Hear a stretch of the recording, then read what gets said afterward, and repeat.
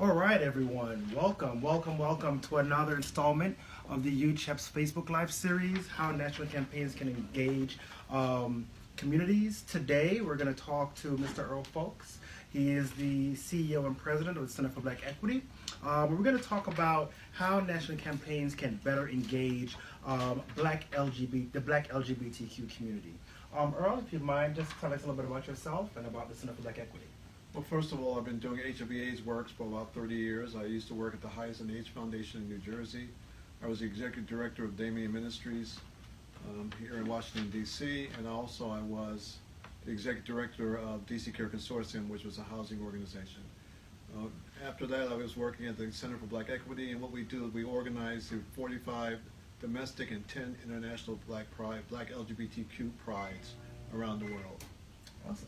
Thank you so much. So we fielded a few questions that we have for you to talk about that. So if we could start off, the first question is, what are some barriers to communicating important messages to the Black LGBTQ community?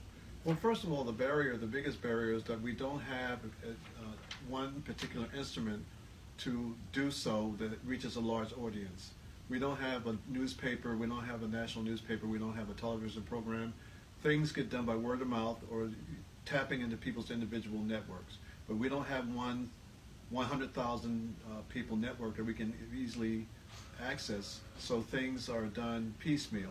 Mm-hmm. Okay, all right, thank you. So next question that we have is, when it comes to messages of relevance and importance, do you think the Black LGBTQ community responses is timely? Well, that goes back to the first question. The reality is you have to work extra hard to reach people because you don't have one or two or three major networks. You have to tap into people's individual networks, and there are hundreds of those networks. So obviously by the time a timely message comes out, unless you're able to access all those networks, then information is going to be received very slowly.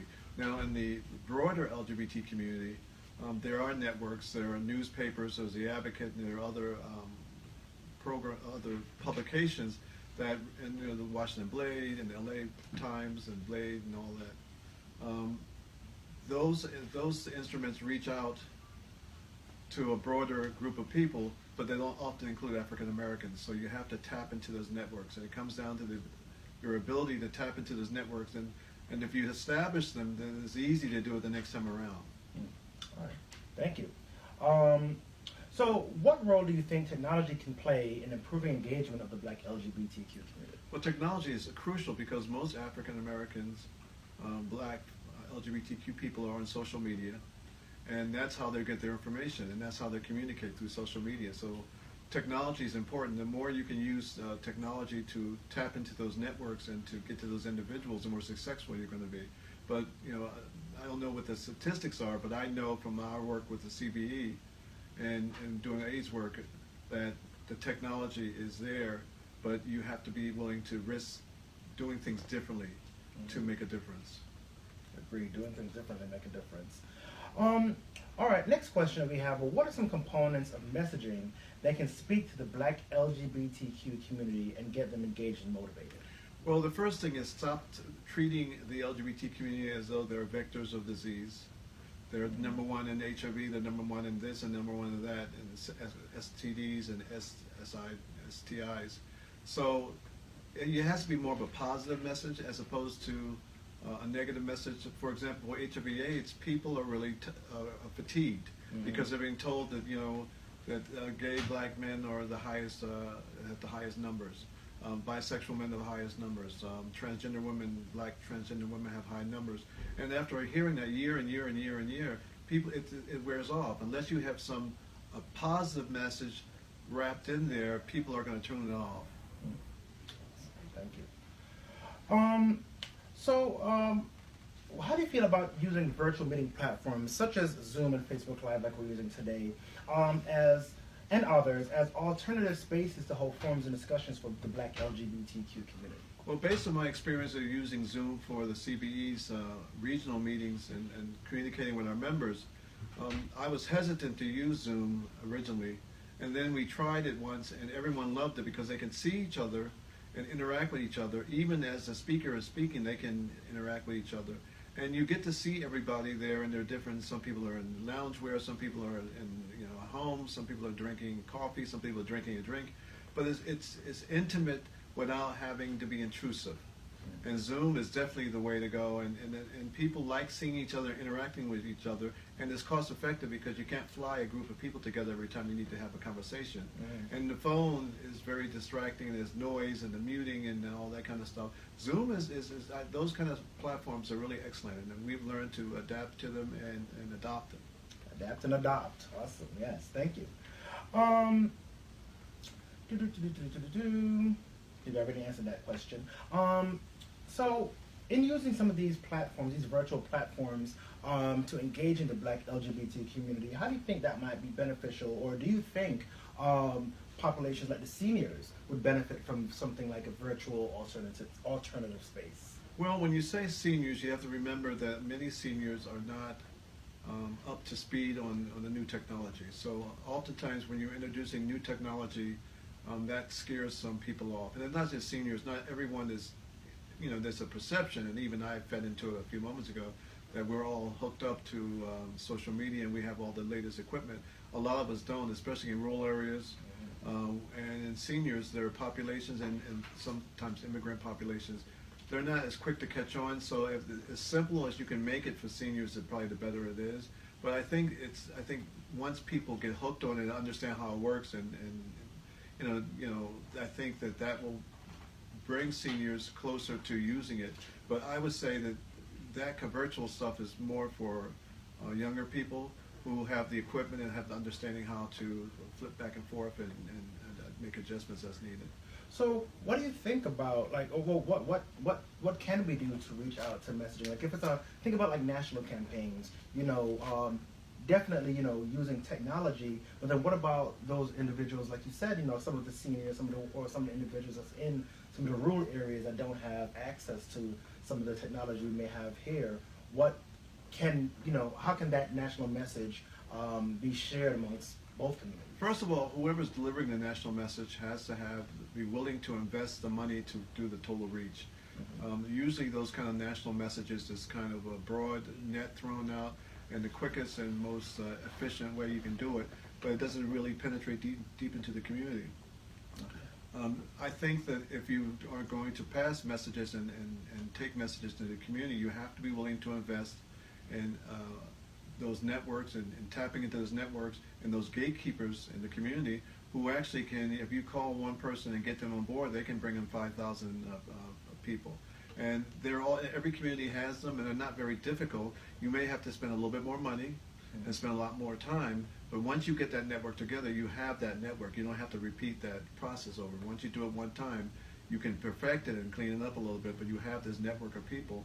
And the other thing is, for people of color, particularly African Americans, we do a lot of things because someone we know does it. And so those influencers, if I see something in the Washington Post about a movie and the movie is being panned, but you saw the movie and you said it's a great movie, I'm going to listen to you and go to the movie. And so the other thing is tapping into those influencers to get them to buy into whatever the message you're saying, and so they carry a lot of the load for you. Awesome, thank you. And to anyone out there watching, we are taking questions live. So if you're on Zoom, please post your question in the chat box. If you're on Facebook Live, please go ahead and submit your question in the comments section. I'll ask Mr. Earl Fowlkes your question. So a question that we have is, what are some best practices for you, even I think you answered this, what are some best practices for using technology that public health professionals can implement for stronger engagement in the Black LGBTQ community? I think, just to kind of summarize what I said, is that not be afraid of technology, but understand not everyone has it. And so you may have different entry points. Zoom works for some people, and a conference call may work for others. Tapping into influencers and getting them to get in, for example, in the houseball community, if you get all the house mothers and fathers on board and they agree, they're automatically going to bring their houses into this to the message. And I think you have to use a variety of things. Technology in itself is not a panacea to reach all people. You have to do word of mouth, influencers, and gatekeepers.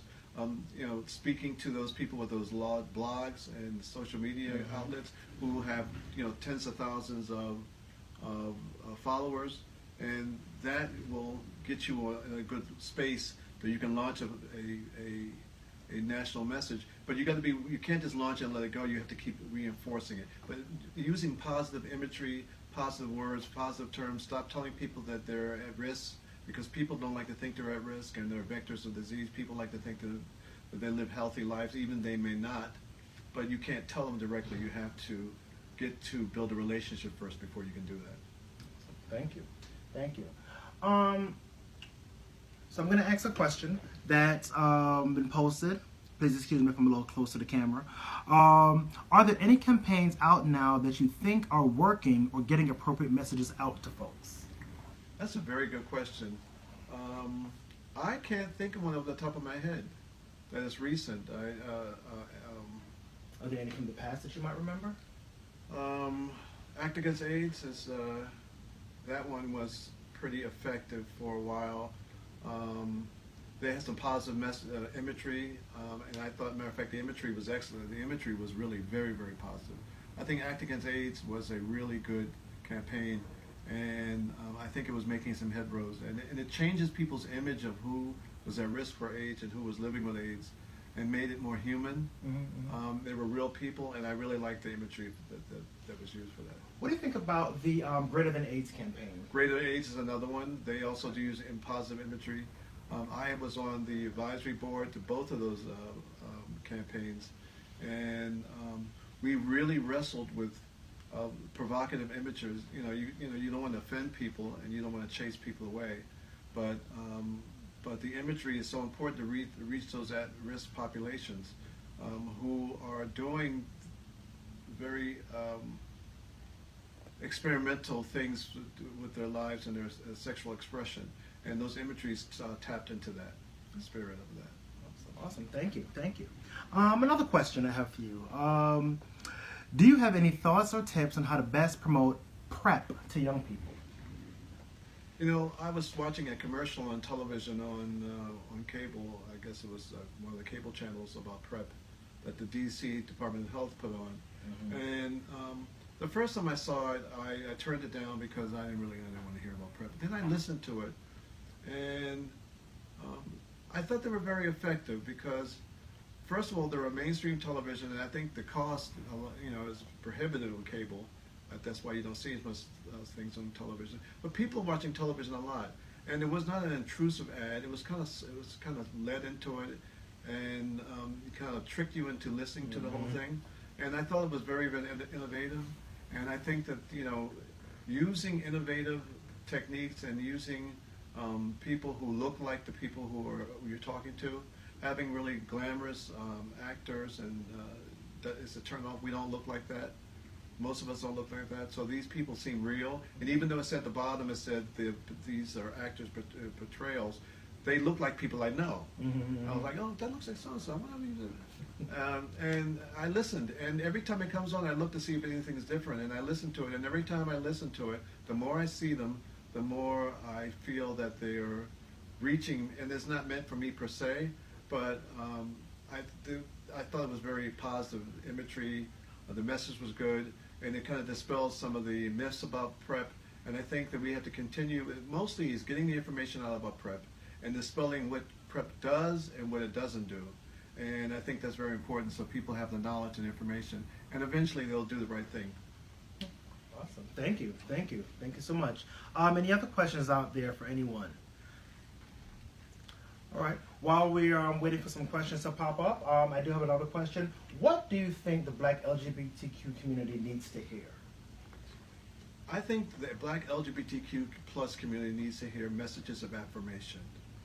They need to hear that their lives are valuable, that they're not vectors of disease, and I keep saying that over and over again, that they have a life worth living, and their opportunities for, especially our younger people, their opportunities for people that are positive, and despite some of the opposition that they may have in their families and in society, that they are still there, have a lot to contribute and a lot to receive, and that our community is a vibrant community, and it's very artistic, and we have creative, And we need to emphasize those positive things and show people who are doing positive things more. In the news, you hear nothing but negative things about people of color, and particularly black people. And it's important to have positive imageries and affirmation that your life has some value, because we're told by society our lives have no value. Awesome. That's very, very true. And you're getting thank yous for saying that in the chat box. So that's great. All right. If we don't have any more questions, if you have any more questions, please feel free to type them in. But if any questions come up after this session, Earl, how can folks get in contact with you? You can get in contact with me, E.Fowlkes, that's E.Fowlkes at Center for Black Equity, all one word, .org. Equity, A-Q-U-I-T-Y. Sometimes I forget how to spell it. .org. Do you have any events coming up that you might want to share with our viewing audience? Well, we have several exciting events. We are going to the Center for Black Equity, and some of our members are going to Selma, Alabama, and March 2nd through the 4th to walk across the Petty's Bridge, Edmund Petty's Bridge, which is 1965. John Lewis and a number of black civil rights activists walked across the bridge for equal rights, and they were beaten back. And they call it Bloody Sunday, and they commemorate that event, which is very pivotal in African American civil rights movement. And we're going to actually be the first time the LGBT organization is going to be marching across with our black sisters and brothers. Oh. And the other thing is DC Black Pride is coming up. It starts actually officially Monday the 20th and runs through the 28th, and that's May. And we're very excited about this. This is our 29th year. And we're excited about the crowd that's coming in. We have a new hotel, the Renaissance. Rooms are going quickly. We have an exciting program. Pride actually starts the week before with a film festival, so we basically have 2 weeks of DC Black Pride. But the major activities will be taking place on Memorial Day weekend. Okay. Awesome. So go to our website, dcblackpride.org. DCBlackPride.org to get more information, or you can go to centerforblack.equity.org to learn about the global reach that the Center for Black Equity does have. Thank you very much for taking time out of your day to talk with us here. A few things before we sign off. Next week, we're going to be having another episode here with Jonathan Likes, Artistic Director of the Black Young and Powerful 100. He's going to be talking about engaging black youth with national health messages. And then the following week, we're going to have actually a webinar. It won't be Facebook Live, unfortunately, but this will be a webinar on engaging elected officials with public health messaging. How can health professionals better engage our elected officials? And that's going to be as well with Earl Fowlkes and Dr. Helen Houghton of NOBCO and a former council member, and Earl, and we'll talk about your political connections for the next webinar. Thank you all very much. All of our videos and webinars are available on our website in our resource center at UCHAPS.org. That's UCHAPS.org. And again, thank you all for joining us today, and look out to see you guys next week. Thanks. Bye.